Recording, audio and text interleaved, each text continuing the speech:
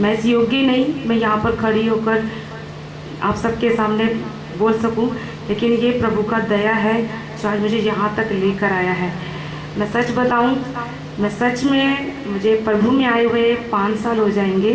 मुझे इस जगह आने के लिए मैंने परमेश्वर के आगे बहुत रोया है, बहुत तड़पी हूँ, बहुत प्रार्थना की है।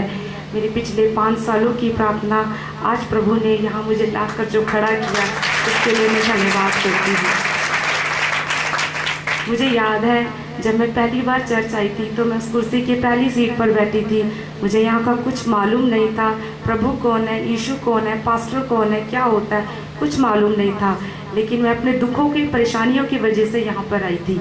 मैं देख रही हूँ जिस तरीके से मैं दुख, परेशानी, कष्ट से जकड़ी हुई यहाँ पर आई थी, तो उस वक्त मैं अकेली आई, अपने परिवार से निकलकर, अपने गांव से निकलकर।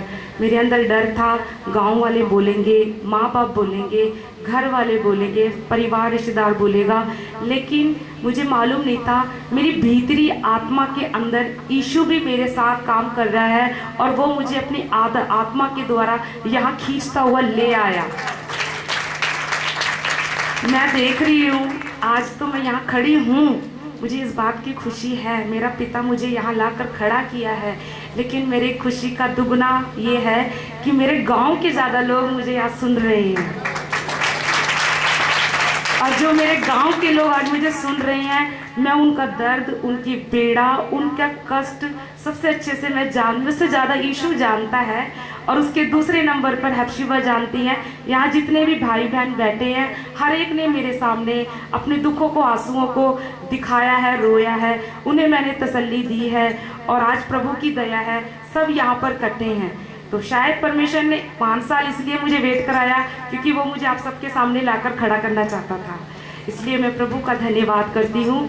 मेरे गांव में से कई लोगों को तो मालूम भी नहीं था कि मुझे भी दुष्ट आत्मा का प्रॉब्लम था गया।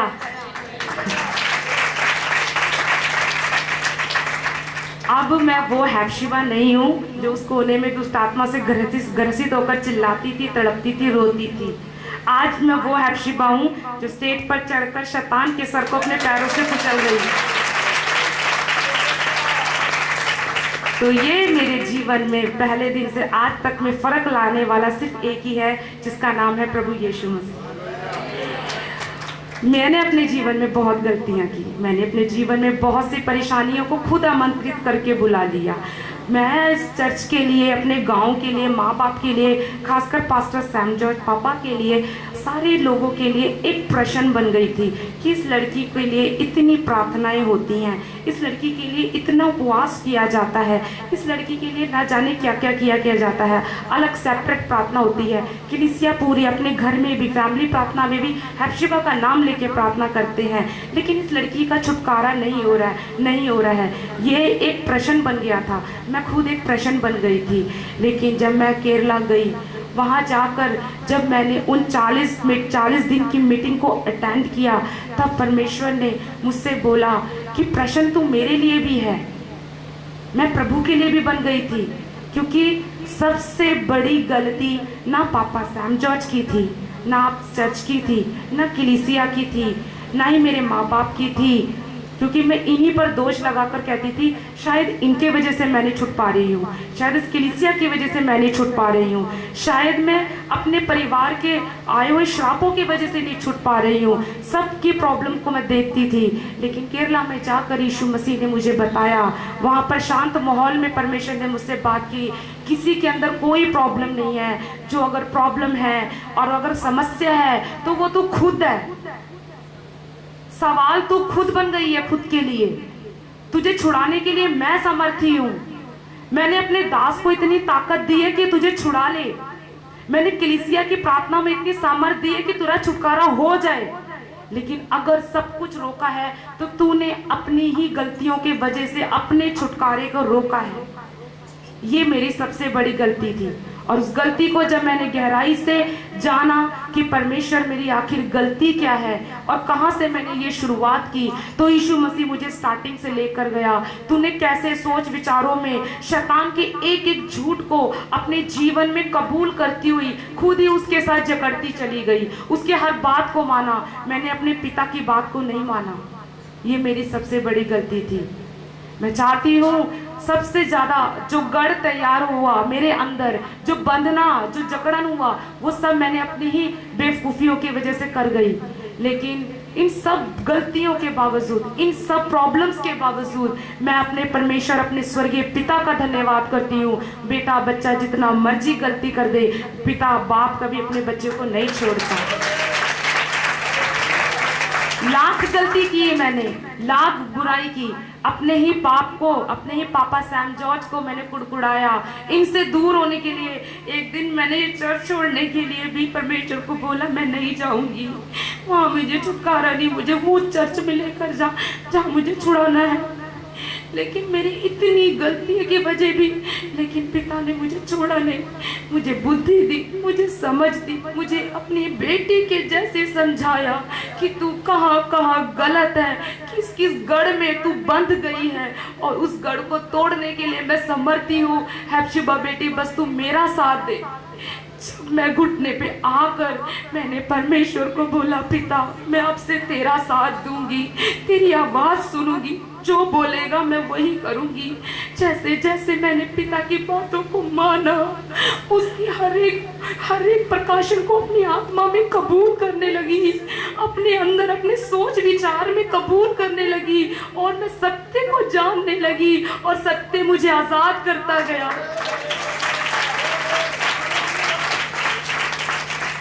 और एक दिन ऐसा आया कि यीशु मसीह ने पूरी तौर से मुझे हर एक गढ़, बंधन, हर एक दुष्ट आत्मा की सारी गंदी सामत से छुड़ा कर आजाद कर दिया। मुझे आजाद ही नहीं किया, मुझे अय्यूब के जैसे दुगनी आशीष से भर दिया। छुड़ाने के बाद अपने अनहोने अद्भुत अद्भुत बड़े बड़े अभिषेक, वरदान, बुलावट, चिन्ह, चमत्कार, भविष्यवाणियों से भरकर मुझे तैयार कर दिया, ताकि मैं उसके महिमा के धन के अनुसार, उसकी आत्मा के अनुसार तैयार हो जाऊं। मैं कहना चाहती हूँ, जो गलती मैंने अपने जीवन में कर ली, मैं अपनी पूरी कलीसिया से यहाँ खड़े होके, पापा सैम जॉर्ज से, अपने पिता परमेश्वर से, प्रभु यीशु मसीह से सबसे क्षमा मांगती हूँ। लाख में चर्च की कलीसिया की बेटी हूँ, लेकिन मैंने गलती की, मैंने दोष लगाया है। अपने गुनाहों को मैं मानने में किसी से शर्माऊंगी नहीं, क्योंकि मैंने गलती की है। और मेरे स्वर्गीय पिता ने बोला, जो अपने अपराध को मान लेता है उस पर दया की जाएगी। मैंने अपने अपराधों को अपनी कलीसिया, अपने बाप के सामने, स्वर्गीय पिता के सामने माना है। मैं कहना चाहती हूँ, हमारे जीवन में बहुत उतार चढ़ाव है। कोई दुष्ट आत्मा इतना हमें सता नहीं सकता, कोई शैतान हमें इतना तरफा नहीं सकता, कोई शैतानी शक्ति हमें मौत के मुंह तक ले जा नहीं सकती। जब तक हम उसे अपने अंदर काम करने देंगे, तभी वो हमारे जीवन में ये काम करेगा। जिस दिन हम ये समझ जाएंगे कि जो हमें सताने वाला है, जो हमें मार डालने वाला है, उससे बड़ा जो हमारे अंदर यीशु मसीह है वो बड़ा है, ये जिस दिन हम जान लेंगे, उसकी हमारे आगे कोई औकात नहीं हमें छेड़ जाए। इस बात को समझने के लिए मैंने 4 साल लगा दिए, इसी बात को समझने के लिए। मैं दूसरों के गढ़ों को देखती थी, वो बुरा है, उसके अंदर कमी है, उसके अंदर घटी है, वो ऐसा है, वो चर्चा ऐसा है, वो ऐसा है। लेकिन मुझे पिता ने स्पष्ट शब्दों से बताया, गढ़ तेरे अंदर है, उसको ढा। जेल खाना तूने अपने अंदर बना लिया, और उस जेल खाने के अंदर ना जाने कितनों को कैद कर लिया। सच बताऊं, अपने हृदय के जेल खाने के अंदर, अपने क्षमापन की आत्मा ना करने वाली आत्मा के अंदर, मैंने सबसे ज्यादा प्रभु यीशु मसीह को ही कैद कर रखा था कि तू ही नहीं मुझे बचा सकता।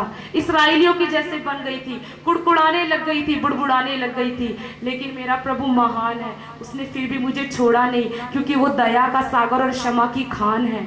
उसने फिर भी मेरा हाथ थामा, और जिस गड्ढे में थी उस गड्ढे से निकाल कर मुझे आज आपके सामने यहाँ लाकर अपनी गवाही देने के लिए खड़ा किया है। मैं प्रभु का धन्यवाद करती हूँ। मेरा छुटकारा अद्भुत रीति से किया, एक एक गलत, एक एक प्रकाशनों को, गलतियों को दिखा दिखा के प्रभु निकाल लाया है। मैं कहना चाहती हूँ, हम ऊपर की ही प्रार्थना से सब कुछ प्राप्त नहीं कर सकते। वहाँ जाकर मैंने पिता की आवाज़ सुनना सीखा, और जब हम पिता की आवाज़ सुनते हैं तब हम शारीरिक नहीं रह जाते, हम आत्मिक बन जाते हैं, क्योंकि स्वर्गीय पिता प्रभु आत्मा है। आत्मा आत्मा से ही बात करेगा। मैंने 4 साल शारीरिक रहकर ही प्रार्थना की है। मैंने भूर मंडी में जो सेवकाई की, लड़कियों को वचन दिए, कहने में कोई शर्म नहीं, शारीरिक ही रही। लेकिन आज परमेश्वर ने बताया, मैं बग प्रार्थना करती थी, लेकिन आज परमेश्वर ने मुझे बताया आत्मिक प्रार्थना करने से ही सारे बंधन टूटते हैं। जब तक हम आत्मिक नहीं बनेंगे, हम शारीरिक रहेंगे, आत्मिक नहीं बनेंगे, तब तक हमारे कोई बंधन नहीं टूटेगा। हम दोष नहीं लगा सकते। वचन बोलता है किसी पे दोष मत लगाओ, क्योंकि तुम पर भी दोष लगेगा। इसकी बहुत बड़ी गहराई है। पिता को गुप्त में, भीतरी कोठरी के अंदर जाकर स्वयं पुकारो, अपनी गलती को पवित्र आत्मा के द्वारा परमेश्वर के सामने लाओ। ये भी एक हिम्मत का काम है। हर कोई नहीं करता, छुपो लेता है, मानता ही नहीं है। लेकिन मैं धन्यवाद करती हूँ, मेरे बाप ने, मेरे स्वर्गीय पिता ने, पवित्र आत्मा ने मुझे इतना तैयार किया। मैंने बिल्कुल शर्म नहीं पिता के आगे अपनी गलती को रखने के लिए। और मैंने बोला, प्रभु हाँ मैं यहाँ गलत थी, मेरे यहाँ पाप थे, यहाँ मैंने दोष लगाया है। हर एक गलतियों को जैसे जैसे मैंने माना, उसी वक्त पवित्र आत्मा ने हर एक गढ़ को मेरे अंदर से तोड़ता हुआ मुझे आज़ाद किया है। मैं कहना चाहती हूँ, अपने हृदय की गहराइयों में जाके मैं अपनी कलीसिया को मैसेज देना चाहती हूँ, जो गलती मुझसे हुई आपके द्वारा ना हो जाए। परमेश्वर के पास उपस्थिति में अकेले बैठकर पवित्र आत्मा से पूछो। अगर कोई हमारे जीवन में काम नहीं हो रहा है, अगर कोई बंधन नहीं टूट रहा है, अगर कोई रास्ता नहीं बन रहा है, तो उसका कारण क्या है? मनुष्य के साथ मनुष्य बताएंगे, लेकिन पवित्र आत्मा जो हमें अगुवाई करता हुआ आगे ले जाके बंधन तोड़ाएगा, वो जो सहायक हमारे साथ है, वो जो हमें बताएगा, वैसा रास्ता और कोई नहीं बता पाएगा। दास, प्रभु के दास, खुदा के दास हमारी मददगारी के लिए हैं, लेकिन परमेश्वर चाहता है मेरा बच्चा खुद मेरे पास आकर मुझसे सीखे। मैंने जाकर यही सीखा, पिता की आवाज़ सुनना सीखी। अभी तक जिन्होंने पिता की आवाज़ नहीं सुनी, स्वर्गीय पिता की आवाज़ सुनो, क्योंकि हमारा परमेश्वर जिंदा परमेश्वर है, बोलने वाला परमेश्वर है, घाव पर मल्लम लगाने वाला परमेश्वर है। वो बताएगा तू कहाँ फंसा है, तेरा रुकावट क्या है, तेरी गलती क्या है, तू किस गड्ढे में है और कौन है, किसकी कारण है। हर एक बातों को खोलता हुआ तुम इस गड्ढे से बाहर लेकर आएगा। मैंने ही अपनी ढिठाई के पापों की वजह से, अपनी ढिठाई के पापों की वजह से मैंने ये सब चोटें खाई हैं, लेकिन मुझे आज खुशी है अपने यहाँ के लोगों को, अपनी कलीसिया को देखकर। भूर मंडी में जब मैं गई थी, आज जब वापस आई हूँ तो दुगनी सेवा बढ़ी हुई देखकर मुझे खुशी है कि मैं कुछ भी हुआ, मैंने कितना भी कष्ट सहा, लेकिन जब मैंने प्रभु से पूछा, प्रभु इतना बड़ा काम किया, इतनी सेवकाई बढ़ गई मेरे जाने के बाद। मैं तो डर रही थी मेरे जाने के बाद क्या होगा, कौन संभालेगा, कैसे करेगा, कैसे नहीं करेगा। ये भी एक मेरी गलत सोच थी। मनुष्य का होना जरूरी नहीं, परमेश्वर का आत्मा प्रभु यीशु मसीह का होना जरूरी है। मेरा वहाँ होना ना होना कोई मायने नहीं रखता। परमेश्वर स्वयं खड़े होकर अपना जलाल प्रकट करता हुआ काम कर रहा है, क्योंकि प्रभु ने अगर मुझे उस गेहूं के दाने के समान चुना, जो पिसता है, अकेला रह जाता है, तड़पता है और फिर कई फल लेकर आता है, उस रीति से उस गेहूं के दाने के समान इस 4-5 साल में प्रभु ने मुझे इस्तेमाल किया। मुझे आज अपने उस दर्द का, तकलीफ का, अपनी बदनामी का, दुष्टात्मा का, तड़पने का कोई दुख नहीं है। हर एक बुराई मेरे लिए परमेश्वर ने आज यहाँ देखे लोगों को देखकर भलाई उत्पन्न कर दी है। मैं उस परमेश्वर का धन्यवाद करती हूँ। मैं वो गेहूं का दाना बनी जो अकेले रहकर पिसी तो सही, लेकिन बहुत सारा फल भी लेकर आई। और आने वाले समय में इतना ही नहीं है, मैं प्रभु का बोलूंगी, इतना नहीं है, मुझे अनगिनत चाहिए जिनकी गिनती नहीं है। और मुझे इस रीति से इस्तेमाल कर प्रभु, जिस रीति से आज तक तूने पृथ्वी पे किसी को इस्तेमाल ना किया हो। मेरी ये इच्छा अपने स्वर्गीय पिता से। सबसे ज़्यादा मैं धन्यवाद करूंगी परमेश्वर पिता का, जो आज मुझे यहाँ लाया, क्योंकि प्रथम स्थान मेरे पिता का है। दूसरे नंबर पे अगर मुझे एक बच्चे के समान आत्मिक दुनिया में यहाँ तक पहुँचाया है तो पापा सैम जॉर्ज हैं। मैं उनके लिए प्रभु का धन्यवाद करूँगी। एक छोटे बच्चे के समान मेरा हाथ पकड़कर पापा मुझे यहाँ तक पहुँचाने में परमेश्वर ने सबसे ज़्यादा इनका इस्तेमाल किया है। मैं केरला भी गई हूँ, मैंने वहाँ के भी चर्च देखे हैं, मैंने वहाँ के भी पास्टर देखे हैं, मैंने वहाँ का माहौल भी देखा है। लेकिन मैं सच बताऊँ, मैं किसी खुदा की दास की महिमा नहीं कर रही, लेकिन मैं बोले बिना रह भी नहीं सकती। हम चर्च, हम कलीसिया धन्य है जिसे ऐसा बाप मिला, जिसे ऐसा पास्टर मिला। वहाँ कोई ऐसा नहीं है। हर किसी में मैंने बहुत कुछ देखा, कोई इतना ध्यान देने वाला नहीं है। लेकिन मैं प्रभु का धन्यवाद करती हूँ, अगर पृथ्वी पे रख कर मुझे इनके अधीन किया है तो सबसे ज्यादा भाग्यशाली मैं और आप हैं। तो इसलिए मैं प्रभु का धन्यवाद करती हूँ। मेरे जीवन में परमेश्वर ने अनगिनत खुशियाँ, अनगिनत अभिषेक, वरदान अपनी सेवकाई के लिए अद्भुत रीति से मुझे उसने तैयार किया। इन सब भलाइयों के लिए मैं अपने परमेश्वर का धन्यवाद करती हूँ और दिए हुए इस दास के लिए परमेश्वर का धन्यवाद करती हूँ। मैं सहती हूँ, सब वरदान मांग रहे थे वहाँ पर केरला के अंदर, लेकिन एक दिन मैंने आत्मा में देखा मुझे सबसे अच्छा एक गॉड गिफ्ट पहले से मिला है, जो पापा सैम जॉर्ज है। मैंने प्रभु को बोला, तूने तो मुझे सबसे सुंदर गिफ्ट दे रखा है ना, पापा को दिया है। ये जो वरदान मांग रहे हैं वो मुझ में पहले से है। मैं मानती हूँ, मैं जानती हूँ, उसको तूने प्रकट जब करना है पिता तूने करना है। लेकिन सबसे अद्भुत अनोखा वरदान जो वहां पर किसी के पास नहीं था वो हेप्शिबा के पास था, वो थे पापा सैम जॉर्ज। हर एक भलाइयों के लिए मैं प्रभु का धन्यवाद करती हूँ, अपनी कलीसिया का धन्यवाद करती हूँ। आज यहाँ प्रभु ने मुझे खड़ा किया, इसके लिए धन्यवाद करती हूँ। सबको मेरी तरफ से जय मसीह की।